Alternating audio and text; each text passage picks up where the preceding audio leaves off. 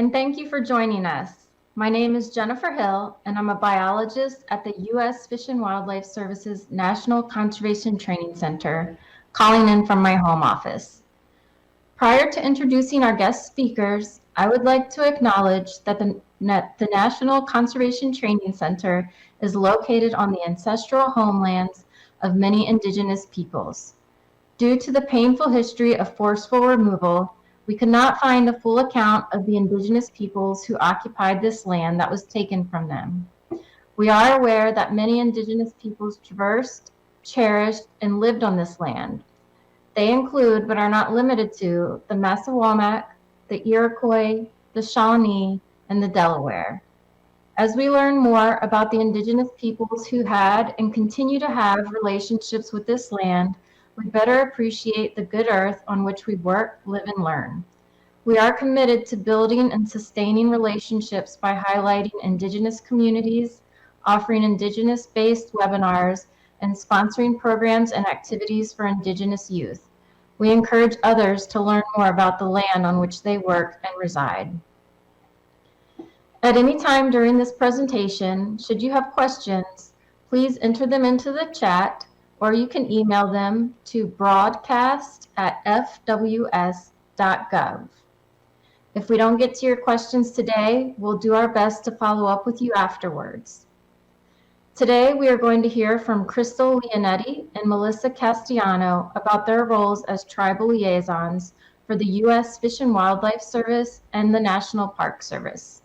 First, we'll learn a little bit about Crystal. Alaska has been home to Crystal and her family for many generations. On her mother's side in the Bristol Bay region with Yupik ancestry, and on her father's side as homesteaders coming from Texas in the 1940s. She grew up on a small farm with her parents and 3 siblings.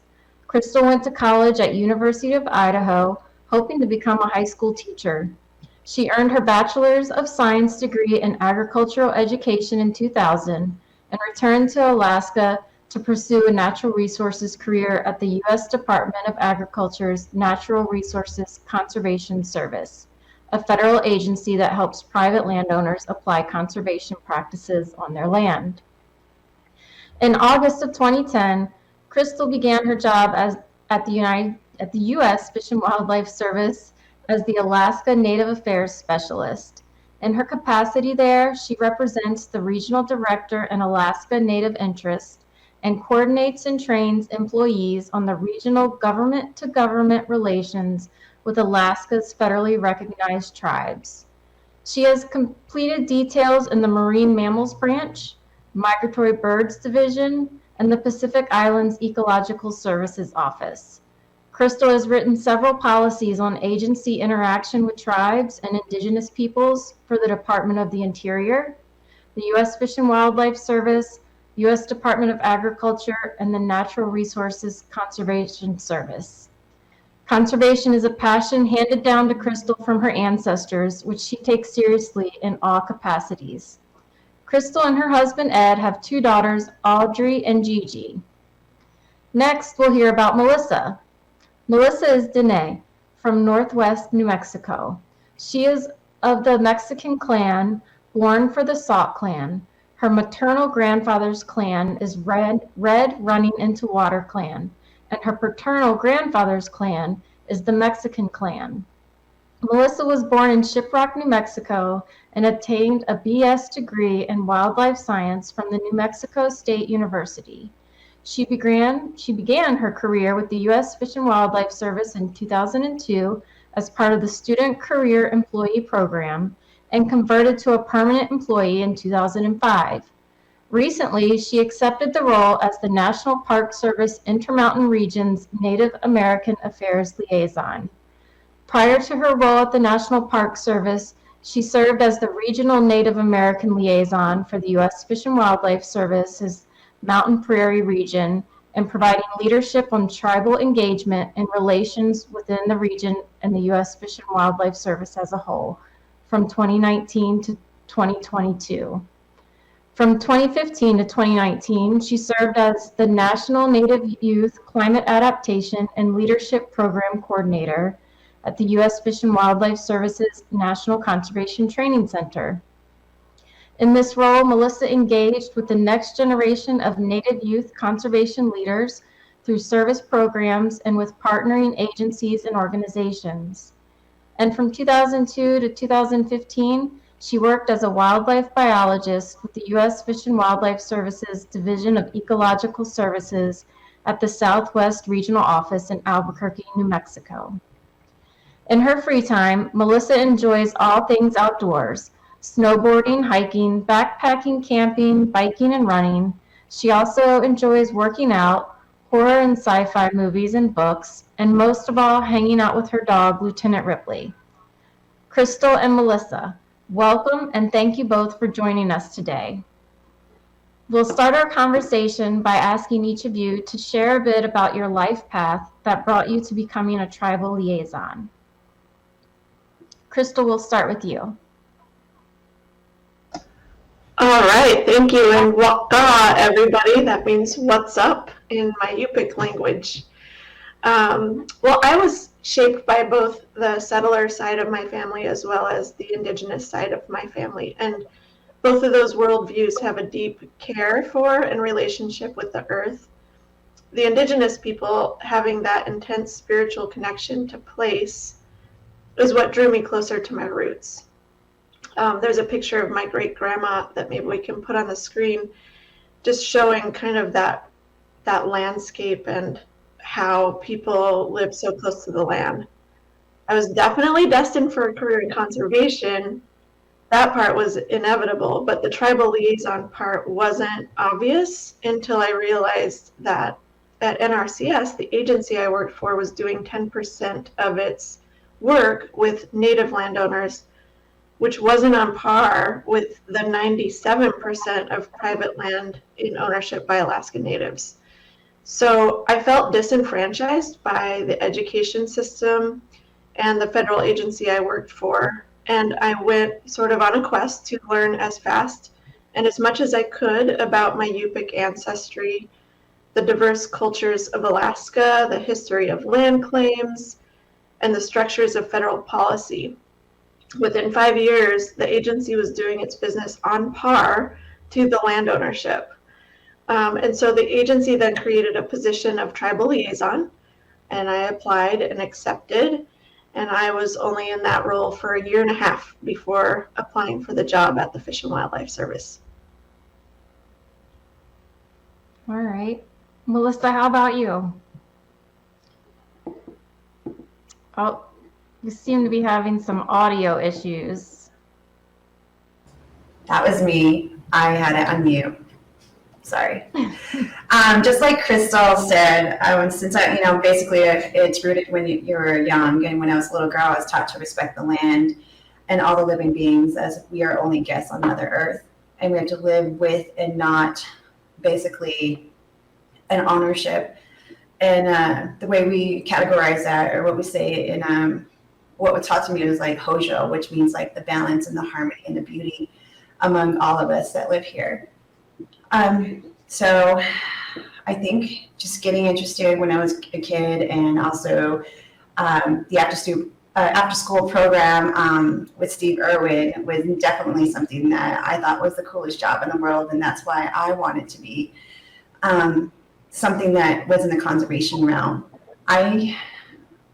In my journey to becoming a Native American Affairs liaison, was basically from a program in my career that I was able to lead, was the the Native Youth Climate Adaptation and Leadership Congress.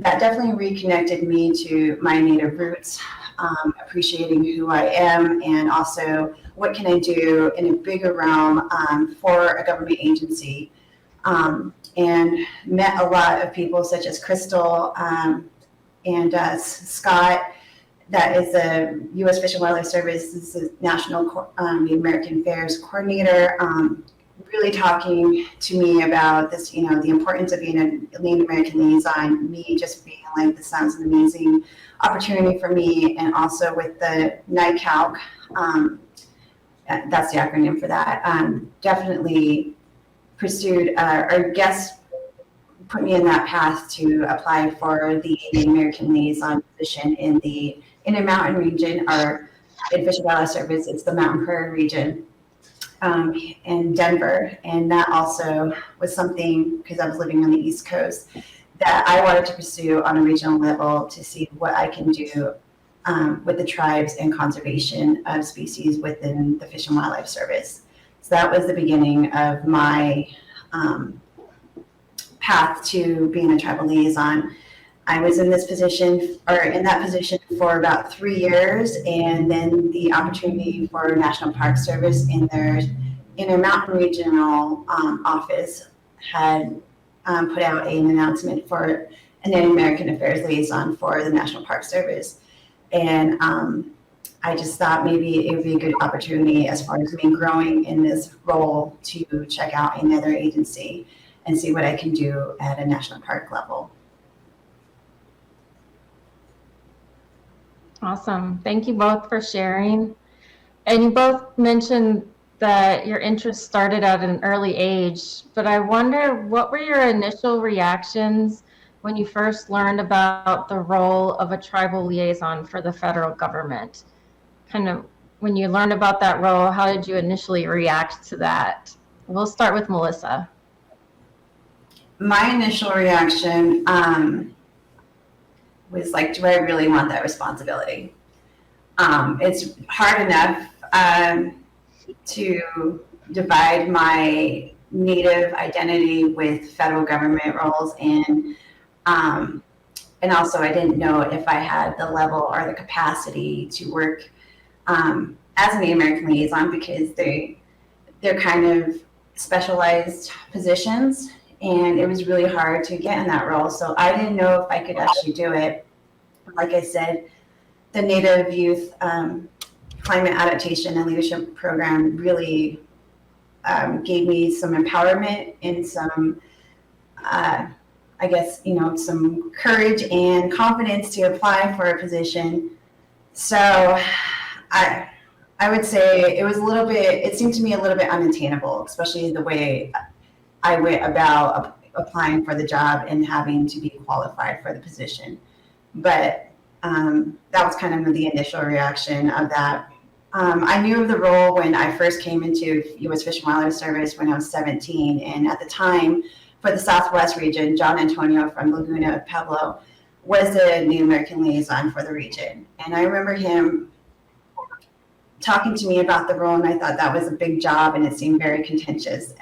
But he was a little bit kind of a mentor, but not long enough. I think I've only known him for maybe a year or so, until he accepted the governor position at Laguna Pueblo, and then he left. And then I lost my link to continue to think of being a tribal liaison, and kind of just did my wildlife biology in the ecological services for the next 12 years. So that was kind of my initial reactions on different levels from beginning, and then another 12 years later, thought about it again. Nice. Crystal, how about you? What was your initial reaction the first time you learned about the role of tribal liaison for the federal government? Well, first I'll say that, Melissa, when I first met you at NICALC, I knew you would be an amazing tribal liaison, and I think I encouraged you to think about it at that point. I was very impressed. So good job, and I'm glad you're in that role. For me, when the job came open at Fish and Wildlife Service, I said to the person on the other end of the phone who called to encourage me to apply, I said, whoever wants that job is crazy. I've been getting offers to work for USDA in Washington, D.C., but I wasn't willing to move out of Alaska. I was perfectly happy with my NRCS position in Alaska. And then, but as I traveled around Alaska meeting with tribes, I heard not so great things about the Fish and Wildlife Service. So I kind of just viewed it as an impossible job. And the more people encouraged me to apply, the more I had to actually think about it. And Ilarian, who is an Unangan elder, told me a story when I asked for his advice about the job. He said that Mother Earth is crying because we disrespect her. We pollute her oceans, we throw trash out the car windows. He said if we can respect ourselves, then we can respect others, and we can respect the earth. He said we have to heal from the inside out, and the Fish and Wildlife Service needs help healing from the inside out. He didn't tell me to apply for the job, but he really made me think. And then after I thought about that, and of course, as elders do, his story was much longer than that, but I was all in after that. Awesome. I like how the story provides you with a thought process, no answer, but a way to think about the situation or the role. And How about, I like to oh, go ahead. how she said that. So how she said that, Crystal was my elder, telling me of the role, and yeah, exactly what she said. So she made me think about it, and I really look up to Crystal in a lot of her work she does. And for her to say that to me was another form of empowerment and confidence that someone like her has that confidence in me. Yeah. I think we all have that confidence in you. I would like for you to each share a favorite aspect of your role as a liaison. What's something that is meaningful to you that you'd like the public to know? We will go with Crystal. Okay. Well, lots of things are my favorite, including working with Melissa and the other Native American liaisons. But two big things are my favorite. So going to villages and training with my colleagues. So starting with the villages, when I go to villages and I walk through the dirt roads among the houses in the villages, and the squirrels are happy and the birds are happy, and I listen to the elders and just soak up their presence, it fills my batteries again. And then this is a picture, I get to put on a training called Alaska Native Relations. And it's like a 101 college course on all things Alaska Native, the diverse cultural groups, the true history, the relationship with the land and animals, the indigenous knowledge, the laws that we enact as an agency that affect indigenous peoples. And it's so fun to be in a peaceful setting with my colleagues and elders for a full week. We get to eat Native food together. We get to sing and dance Native songs together. And you can see in the front row, the elders there, they just are so full of wisdom. And the Fish and Wildlife Service and actually other DOI agencies get to attend the training, and it's just an awesome week. So those are two of my favorite things. Awesome. Yes. Go ahead, Melissa. I have a similar way of when you are able to meet with tribal members on their land or in a setting face to face, and the sharing of stories and the different cultural and traditional aspects that they share and the way they talk and the way they teach you things about their culture. That is just always like my favorite. Especially, I mean, when I worked with Native youth at the Congress, with dealing with over 100 students from across the nation, that was probably the most re-energizing, reinvigorating, inspiring, and motivational why I became a Native American liaison. Those kids helped me reconnect with what I was missing for a while, because it like she says, it re-energizes you and appreciates the job you have, and also they really humble you. I get humbled all the time. I get told off by an elder all the time. Not all the time, but they do it in a loving way, in a teachable way. I just say, well, Thanks. And, it's something I have to learn. I'm constantly growing. And that is the part I really appreciate, is that. So. Yeah. All right. So I'm wondering next if you could each tell me a little bit about how serving as a tribal liaison influences your daily life outside of work. I feel like well, I can't speak for the whole service, but as a service employee, it's often we carry our work around with us because we believe in the mission. So I just wonder what about your role influences your daily life outside of work. And we'll go with Melissa this time. I think it influences me on asking a lot more questions and always just learning. I'm still doing that with even people I don't know from different countries or just when they come in. And it's funny because when they start to learn what I do, because people we don't know are like, what do you do for work? And when I explain, they're like, that's like one of the coolest jobs I've ever heard of. And then I don't know if they see the passion of me talking about it and what I love about my job and why I do what I do for a conservation agency, specifically Fish and Wildlife Service and National Park Service are pretty much conservation agencies and preservation agencies.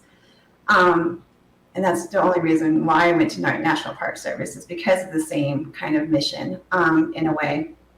But it seems that the interest that people have makes me, again, like when I have to tell them my job and the passion I have, and they ask me more questions, and that gives me more, I guess, just like, wow, if people are that interested to keep asking questions, because you have boring jobs like accounting and people are like, okay, that's all I need to know. In our jobs, people are way more interested in learning more and how can they help, or just being aware of these positions and what we do, we as agency representatives do for our job. So that's one thing I'm seeing. And also, like I said in the beginning, I started to ask a lot of questions and be more interested in people, just because like that's just something like I've been always with, and especially with the tribes I work with, that I have no idea about, and I don't want to assume or make assumptions. So that's one thing from this role I've learned to establish on my outside role, is to never assume, always ask questions to understand somebody's background. So that's one thing I can just really recognize I do on a normal basis. Great. Crystal, how about you? What's one way your current role influences your daily life outside of work? Well, my family we're really outdoorsy. We love to climb mountains and go hiking and kayaking and mountain biking, and just being outdoors is what makes us happy. So whenever we go somewhere, we talk about whose homelands we are on. We talk about their medicines, the plants, the sacred places, and we always ask the land for permission to enter.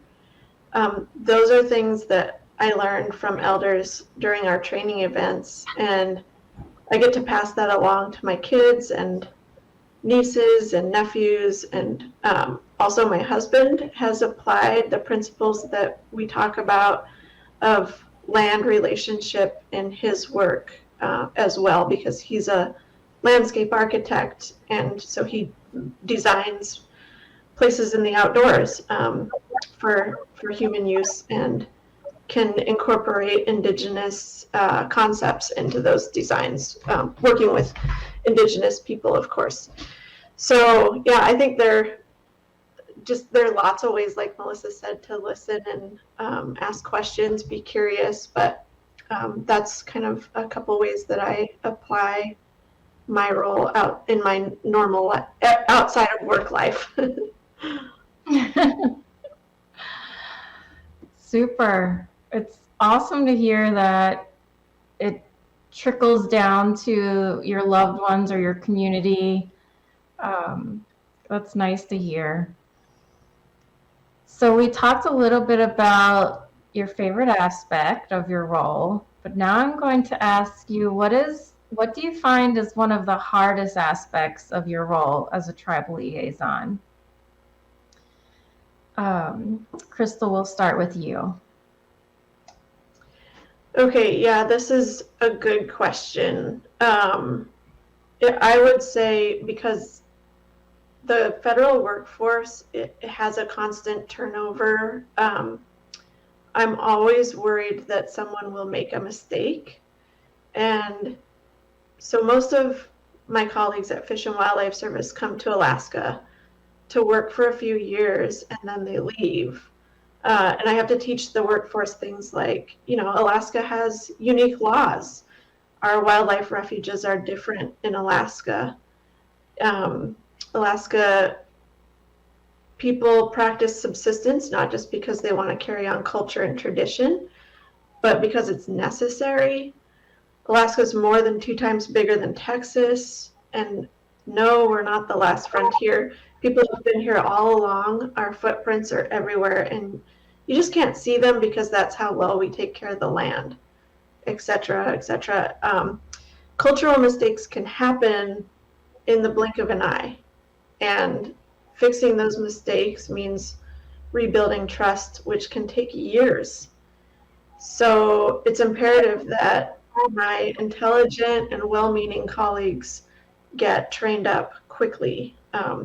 So I would say that that's kind of the biggest challenge, is just keeping everyone informed, culturally aware, and willing to ask questions in the beginning of something and involve Indigenous people in the beginning instead of trying to backtrack.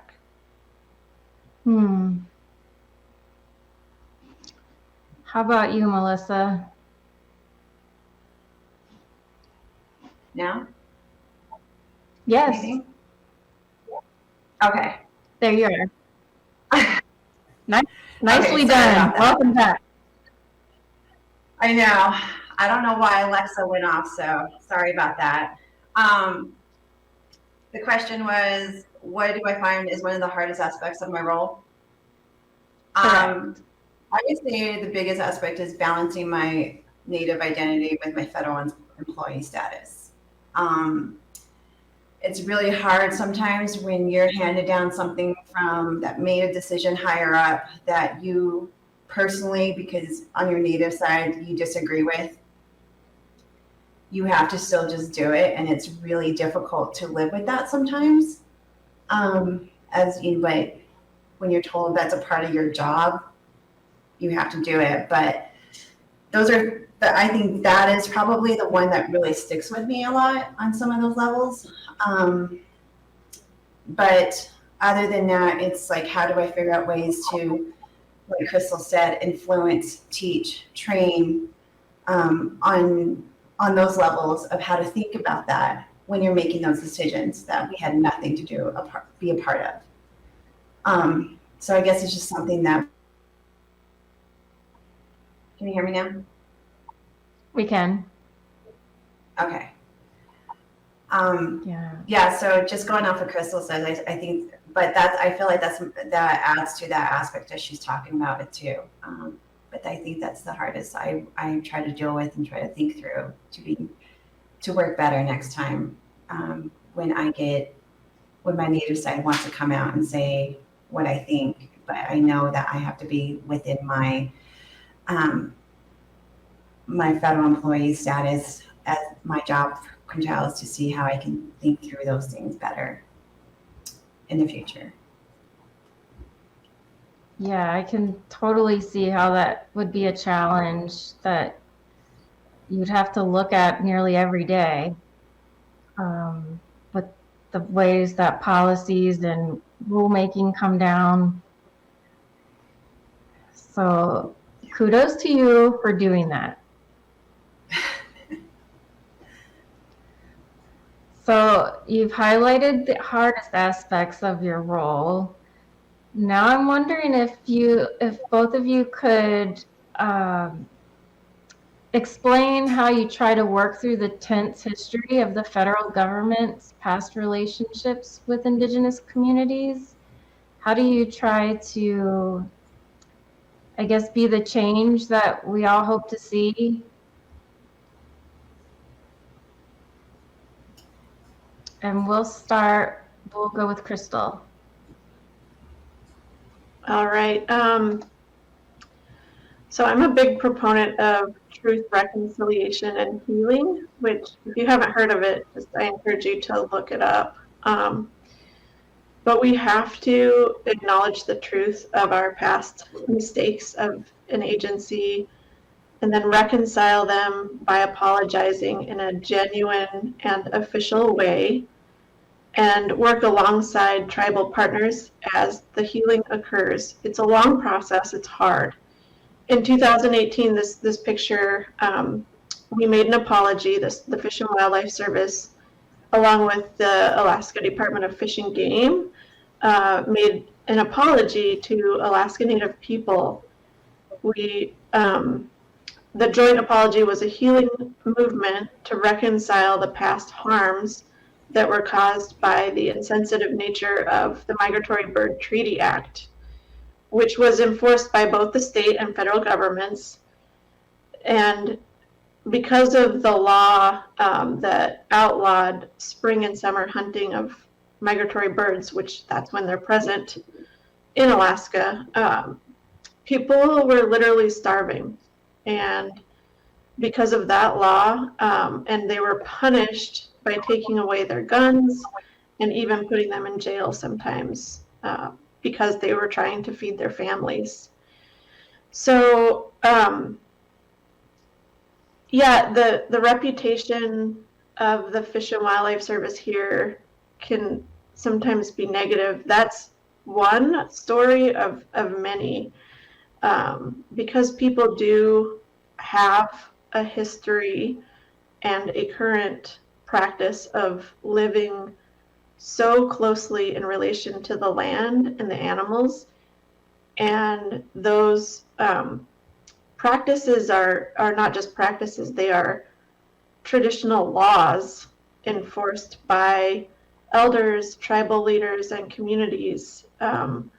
When a whole new system is basically imposed on an entire culture of people, the reputation is not so great. And so we go to meetings and people don't like us automatically because we are representing the agency that punished them for living their way of life. And so that's really hard. I am Native and I get yelled at because I work at the Fish and Wildlife Service.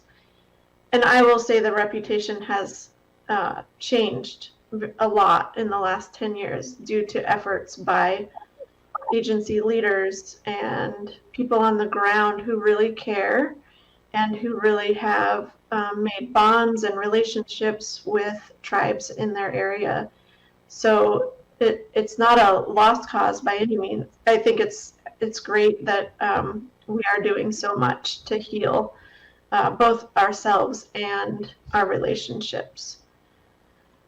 So yeah, there's a lot to do still, but it's on a positive trajectory, is what I'll say. Yeah. How about you, Melissa? Yeah, exactly the same. I feel that we just have to just bluntly acknowledge what has happened. That's not in our history textbooks that we grew up with. And just have people, our tribal members, tell us the truth of what happened and really just, take that in and find ways of how to heal and move forward and how can we work together to be better in the future. So, I mean, it's happened not with just Native Alaska tribes, of course, about the whole colonization of the lower 48 tribes. And one thing that I feel as like the healing and moving forward is an example of what Crystal's alluding to is like we are improving. They are seeing our faces as Native people in these positions and how we can work better in the future. Just recently, I attended a intertribal working group at Grand Canyon that has been working with the 11 affiliated tribes around the Grand Canyon of how to improve relationships, re-welcome the tribes back into the park, and also be co-management of like the design of Desert View was their first project and the tribal acknowledgement. They were planning together, they were coordinating, and this is the way I see our future heading, is that our parks are doing better in working with tribes and trying to incorporate them in because of that trauma pushing them out, so these are just, that's just an example of, the park was able to listen, acknowledge the trauma and the history, and then also work with the tribes to move forward in how can they show the tribes that they want to heal, how can we work better together, and how can we incorporate the indigenous forces in this park throughout the park. And they started with Desert View. So those things give me that reinvigorating inspiration, and I think they did a good job at dealing with the historical trauma of the tribes, and also working through and healing and continuing to heal. And that's just one park I'm giving an example of, but I feel like all our parks are on board to do the same thing. And that makes me feel really good in this position that I could make a change in that way, more than just one park. Thank you both for answering that question. I know it's kind of a tricky one, and I realize that by asking that, you really have to think about your balance as an Indigenous community member and a federal employee, which can be a hard line to walk. So given that, what about being a tribal liaison keeps you coming back every day to serve in this role? Melissa, we'll start with you. Yeah,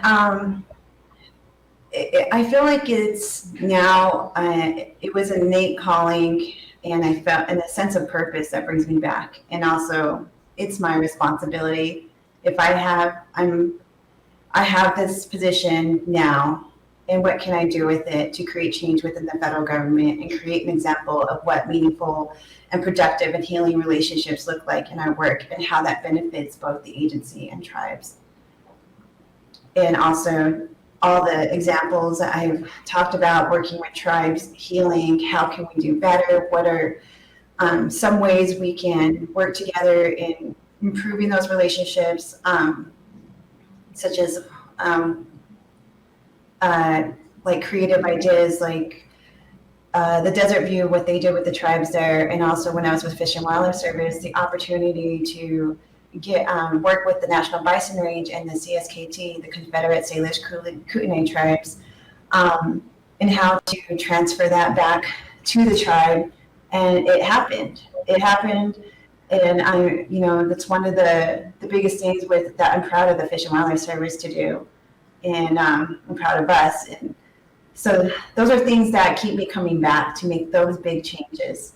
Other things would be working with tribes to invite them to our national eagle repository to come and bless the eagle remains that don't get used. And, we got requested from a tribal member, can we come and do that? And, that's something in my role that I could help facilitate and make happen. And we did it, and brought the tribes in who wanted to do the blessing of their eagle remains and give them a special spot to put those, instead of just being cremated and thrown in trash bags and thrown away, which is, and we were able to do that, and hopefully that will continue on an annual basis. COVID kind of interrupted that process, so I'm not sure where that is now, but that was something I was really proud of, and it was definitely a moment with all the tribes there, and that you just had to be there and have that feeling of when the blessing was occurring. And it was really fortunate at the time that two eagles happened to be circling above us in the middle of like a huge vacant field, that it was just us. It was these two bald eagles, but it seemed like they heard the prayers and they were there to celebrate that ceremony. So just things like that. That's those changes, those experiences, you can't make up. So those are things why I keep coming back.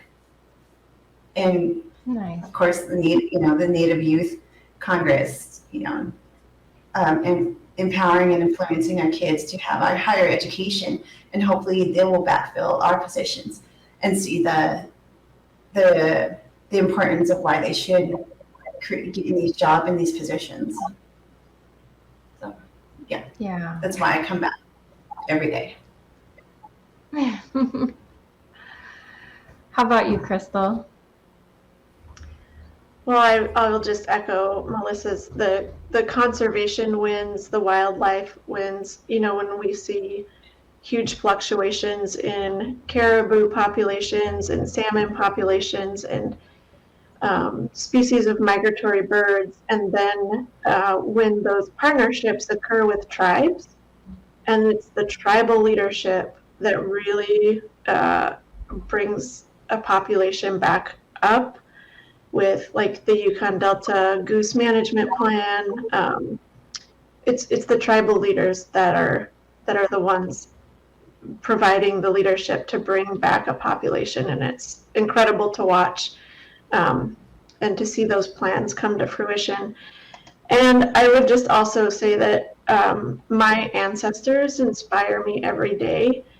They lived laws so fierce in respect for Mother Earth.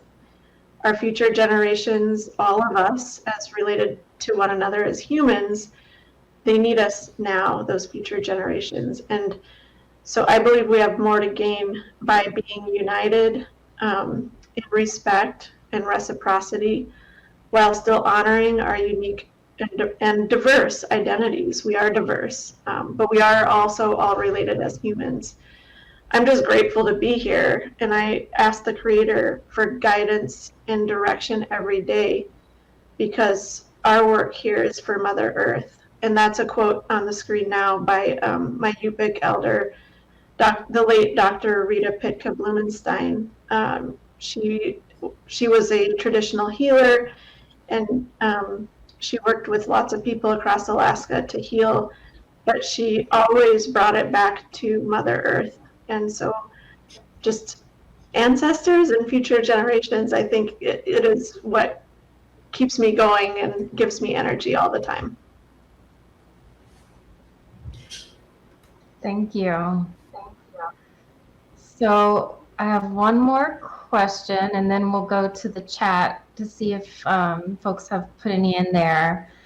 But I'm wondering, by sharing your stories with us today, if there's anything you hope others will take away from the conversation as relates to your role, and how could others assist you? So is there a message or a feeling that you would like others to take away? And alongside of that, is there a way that we could be of assistance in your role? So we'll start with Melissa. Well, what I would like to take away is definitely the role of our roles that we have are pretty important, and especially during this administration. And we tend to deal with really limited resources and represent a huge region. And also just how can we get that support in building our tribal programs. And also another way, when I alluded to in the beginning and how I found out about the position, finding easier ways for our tribal people to get employed in these positions, finding 7911s and whatnot to help a program and also build someone else's career if they wanted to pursue this career. I kind of went away about my career in a really different way than most liaisons, but I feel like there's that role of just, there's an emphasis on tribal relationships right now, and there always should be. They are the first stewards of this land, and they have special, we have special trust responsibilities to them. We have, they have their own treaties, the Indian Self-Determination Act, and everything else. I mean, I know Alaska has a lot more, but just know that tribes are different. They're sovereign nations, and we should treat them as such and not just like the general public. So just one thing is just always think that way, be respectful, and also I think we can have a lot of creative and innovative ways in working with tribes, as they have lands that can help us with our missions, as well as their perspectives in other public areas such as national parks that are beneficial to the parks and also to the people, and welcome them back to their homes. So that's one thing I just wanted to kind of have as a takeaway, and for the agencies to think about when they think about our positions and our programs. So that's all. Thank you. Crystal, how about you? What do you hope others might take away from this conversation? Yeah, I'll just echo Melissa and say that I want others to know that we are peacemakers. There's no need to think that we want to create division by pointing out differences, but we want people to respect indigenous cultures and tribal sovereignty, self-determination, and the fact that we have been here forever, and so therefore have a deep knowledge. And so I guess I would ask that others would assist me by being curious, by including me in conversations as projects or programs are being shaped or revised, or whatever that might look like, and then just informing me when things are happening. And then I want others to also know that there are multiple sources of knowledge. Science is one very important one, and I think our agencies support science and uphold that source of knowledge all the time. That is our foundation and our basis. But there's also indigenous traditional ecological knowledge, or ITEK. It's a giant source of knowledge that we have only just tapped the surface. So be open to those ways of knowing. Build them into your budget. Build them into your office work plans, and be willing to work hard. Don't be apathetic to tribal needs. Just, I think it's hard work because it isn't built into our system right now, but it could be. You could be the one who helps make that happen, and we would be better off as a conservation agency because of that. So I guess those are just a few little things, a few tips that I would love my coworkers to know. Awesome. Thank you. So I do see in the comments, the first one is, and I think, Crystal, you may have said this, I might be mistaken, but the comment is, earlier I heard one of you say that FWS had a bad reputation. Can you say more about that? And now that you have an insider perspective as an employee, do you have any new insight into why that might be? Yeah, I did touch on it just a little bit, and I would say that 100%, like being inside the Fish and Wildlife Service, the people are not ill-intentioned.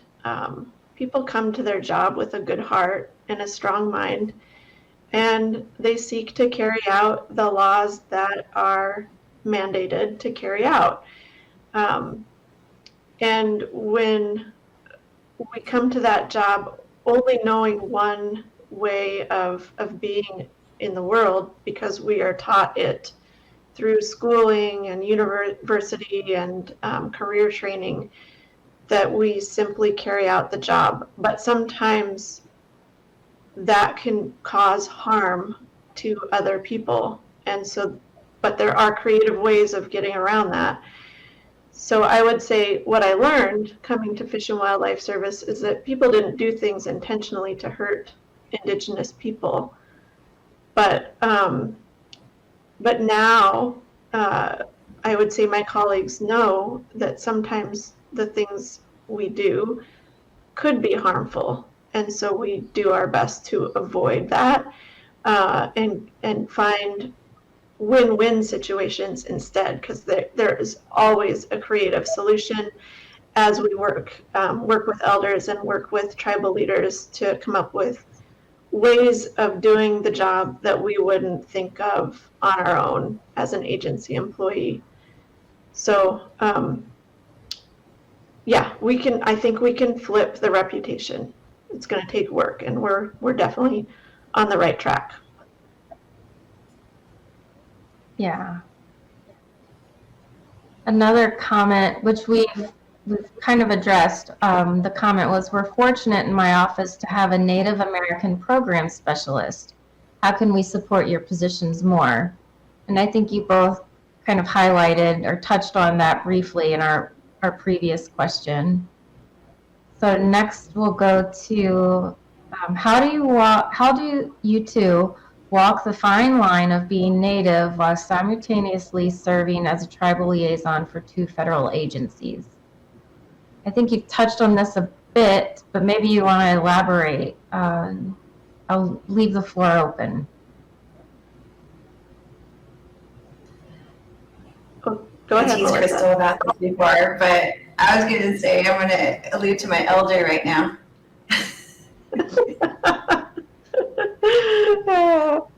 Well, I think the important thing about walking the fine line is recognizing that we do walk in 2 worlds with, both feet, and I think that's more of a benefit than it is, a drawback. I think being able to see and understand Indigenous knowledge and be able to know and understand and carry out science, I feel like that's a great benefit to myself and to the agency and to tribes. And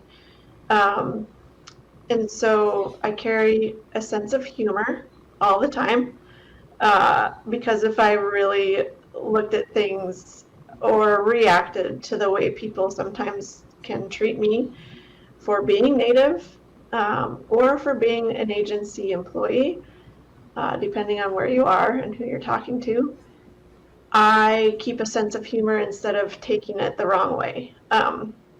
And that, I think, is, that comes from like really strong anti-energy, really strong matriarchal lineage, and just being tough. I think, as like Melissa explained, sometimes we get yelled at by our elders, and they're doing that out of love, and it makes us have a thick skin, so we can handle tough situations. And so I'm thankful to my elders and my maternal lineage for all of that. And Melissa has a great sense of humor also. Sometimes. Crystal has a lot more patience than I do, and that's something I think I get teased about on my Diné side. The Navajo women have a reputation in with natives about being high-strung and quick to anger, which is something I've been harnessing. I've come a long way. So that, I think that's why I struggle, and I need to start seeing it through Crystal's perspective of it's not a downfall, because I have a lot of emotion when I know something is not right.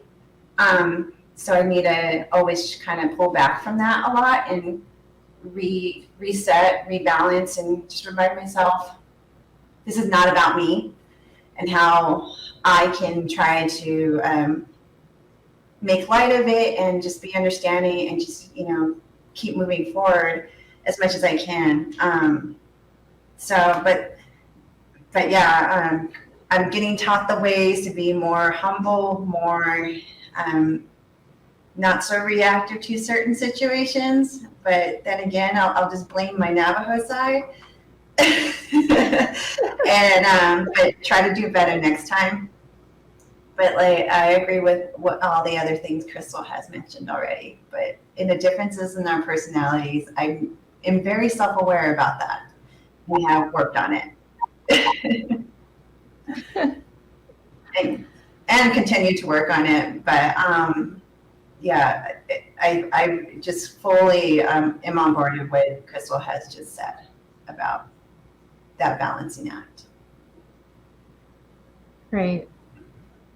So it looks like we have one more question. I think we have time to answer this one question before we wrap up. We'll try to keep the answers brief. But the question is, what are the top lessons, if you will, you felt the Fish and Wildlife Service has learned that other federal agencies should also invest in? So would either one of you wish to answer that? I would say, and actually some of this came from my mentors at NRCS that I brought with me to Fish and Wildlife Service. I think it's really important for the workforce, for all of our colleagues to be trained in cultural communication, Indigenous history, and Indigenous knowledge. And I think those trainings need to be more than a couple hours or a day. They need to be longer than that. They need to really be immersive in the culture so that people can feel like they're being embraced by the culture, and can form, I call it fellowship, a positive relationship based on shared values, not just any relationship, but a fellowship. And I think that that principle has carried the service, the Fish and Wildlife Service, a long way. In that fellowship, we listen more than we talk. And that is a giant first step towards reconciling old and kind of harmful relationships that we can move forward in. I'll leave it at that. Okay. And there was a little follow-up to that question too. How can other federal agencies with bad reputations start the hard work? Melissa, do you have any thoughts you'd like to share on that? I just go along with just, again, acknowledging and realizing that and putting their money where their mouth is. And also just, yeah, and I think that's the first step. And investing in a program that is dedicated to that and making sure there's funding available for those interactions and that fellowship camaraderie and those opportunities. Because it really is beneficial for agency employees and the agency in general to really start working on the ground face-to-face with tribes. And, travel, I know, is not always, like, funding is always available, but I feel like that helps solve a lot of problems and creates that camaraderie and that fellowship and that working relationship in the future. Yeah, and as a non-Indigenous, if I may, I would say that awareness, just employee awareness, could be helpful, I feel, of how we may impact others, all others, and just being conscientious of that, trying to encourage other employees to be conscientious. So we will pause on questions and we'll wrap up our show for today. But I want to thank you both very much for spending your time with us. I know you're both very busy and it takes time to prep for this, so we are grateful to that.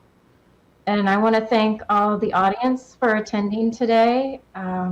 We hope that you've learned something and you'll be able to share with others.